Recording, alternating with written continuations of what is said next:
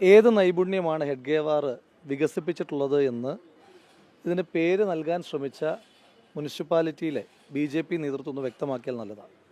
നമ്മുടെ അറിവിൽ ഹെഡ്ഗേവാർ ആരാണ്?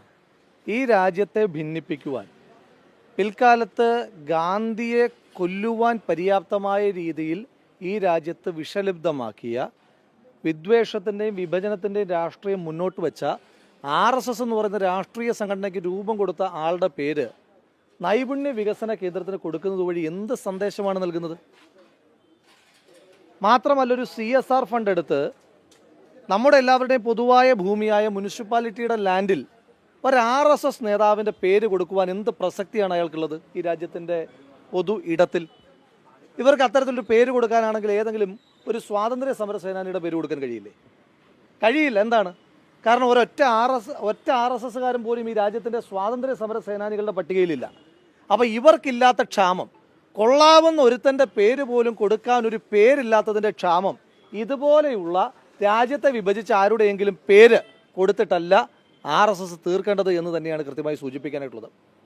ഇതിനെതിരെ പ്രതിരോധിക്കുമെന്നല്ല, ഈ സംരംഭത്തെ പ്രതിരോധിക്കുമെന്നല്ല നിങ്ങൾ പറയുന്നത്. ഇങ്ങനൊരു സ്ഥാപനം, ഹെഡ്ഗേവാറിൻ്റെ പേരിൽ ഇങ്ങനൊരു സ്ഥാപനം പാലക്കാട് ഉയരില്ല എന്ന് ഉറപ്പിച്ച് പറയുന്ന തരത്തിലുള്ള പ്രതിരോധങ്ങളല്ല പ്രതിഷേധങ്ങളുമായിട്ട് ഞങ്ങൾ മുന്നോട്ട് വരും. നടത്തില്ല. കാരണം ഇത് ആരുടെ തീരുമാനമാണ്? ഇപ്പോൾ മുനിസിപ്പൽ കൗൺസിലർമാർ ഇവിടെ നിൽപ്പുണ്ട്.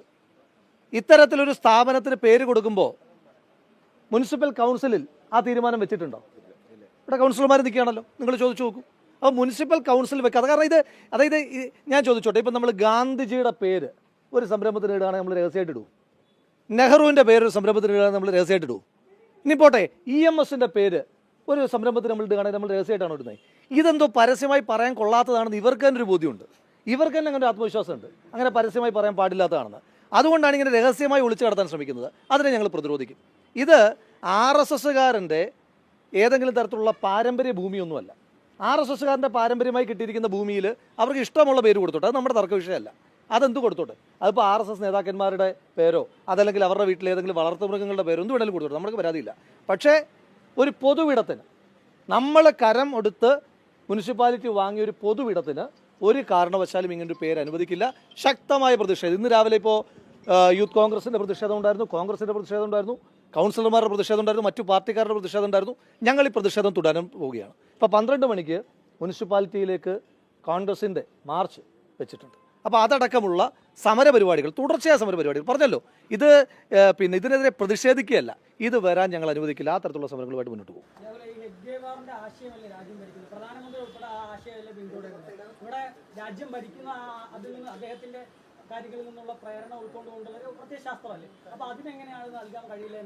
രാജ്യം ഭരിക്കുന്ന പ്രത്യയശാസ്ത്രം ഈ രാജ്യത്തെ ഹിന്ദുക്കളും അല്ലാതെയുള്ള ആളുകളൊന്നും, ഈ രാജ്യത്തെ ക്രിസ്ത്യാനികൾ, ഈ രാജ്യത്തെ മുസ്ലിങ്ങൾ, ഇവരൊക്കെ ആഭ്യന്തര ശത്രുക്കൾ എന്ന് പറയുന്നതാണോ രാജ്യത്തിന്റെ പ്രത്യയശാസ്ത്രം?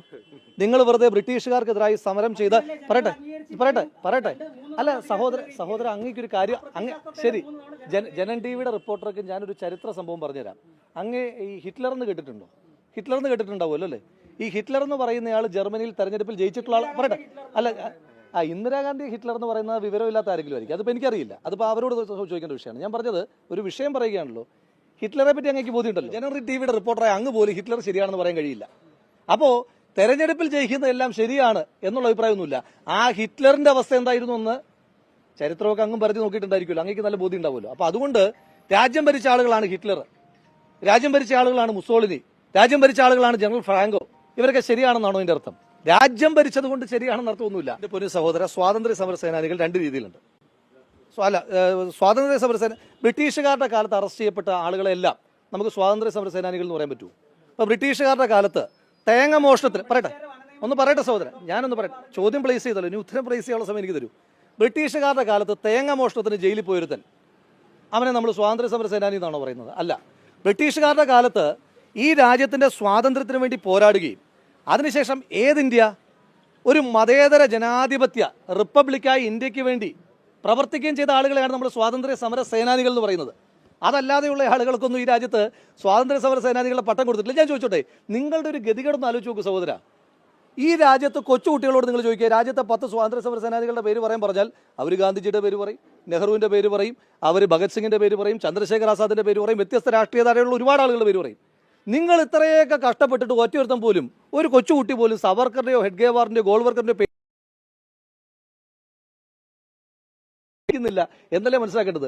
എന്തിനാണ് ഈ മറ്റേ ഈ സരോജ് കുമാർ ഇടയ്ക്കിടയ്ക്ക് വന്നിട്ട് ഞാൻ സൂപ്പർ സ്റ്റാർ എന്ന് പറയുമായിരുന്നല്ലോ ഒരു സിനിമയ്ക്കകത്ത് എന്ന് പറയുന്ന പോലെ നിങ്ങൾ കുറച്ച് പേര് വന്നിട്ട് ഇടയ്ക്കിടയ്ക്ക് പറയും ഇവരൊക്കെ സ്വാതന്ത്ര്യ സമര സേനാനികളാന്ന് പറഞ്ഞിട്ട് എത്രയൊക്കെ ചെയ്തിട്ട് അങ്ങോട്ട് മെനയാകുന്നില്ലല്ലോ എന്നേ എനിക്ക് ആ വിഷയത്തിനകത്ത് പറയാനുള്ളൂ.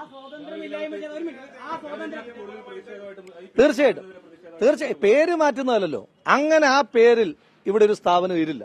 ഉയരമായിരിക്കും RSSന്റെ ഏതെങ്കിലും കാര്യാലയത്തിന് ആ പേര് കൊടുക്കായിരിക്കും, നമുക്കൊന്നും പറയാനില്ലല്ലോ അതിനകത്ത്. അതല്ല, പൊതുവിടത്തിൽ അങ്ങനെ ഒരു പേരുള്ള ഒരു സ്ഥാപനം ഇവിടെ വരില്ല. തീർച്ചയായിട്ടും നിയമപരമായിട്ട് നമ്മൾ പോകുന്നുണ്ട്. കാരണം ഇതിനകത്ത് ബേസിക് വയലേഷൻസ് നടന്നിട്ടുണ്ട്. ഇത്തരത്തിലൊരു പേര് കൊടുക്കുമ്പോൾ മുനിസിപ്പൽ കൌൺസിൽ വെക്കണമെന്ന് പറയുന്നത് അടക്കമുള്ള ബേസിക് വയലേഷൻസ് ഉണ്ടായിട്ടുണ്ട്. അതോടൊപ്പം തന്നെ ഇതൊരു CSR ഫണ്ടിലാണ് വരുന്നത്. ആ സ്ഥാപനത്തോട് ഞങ്ങൾക്ക് ചോദിക്കാനുണ്ട്, ഈ രാജ്യത്തെ വിഭജിച്ച ഹെഡ്ഗേവാറിന്റെ പേരിലാണോ നിങ്ങൾ ഈ സ്ഥാപനത്തിന് പണം കൊടുക്കുന്നതെന്ന് ഞങ്ങൾ ആ ഓഷ്യാനസ് എന്ന് പറയുന്ന കമ്പനിയോടും ചോദിക്കുവാൻ ആഗ്രഹിക്കുന്നുണ്ട്. അവർക്ക് ഞങ്ങൾ കത്തുകൾ എഴുതും. അതുപോലെ തന്നെ തദ്ദേശ സ്വയംഭരണ സ്ഥാപന വകുപ്പ് മന്ത്രിക്ക് യൂത്ത് കോൺഗ്രസും പരാതി കൊടുക്കുന്നുണ്ട്.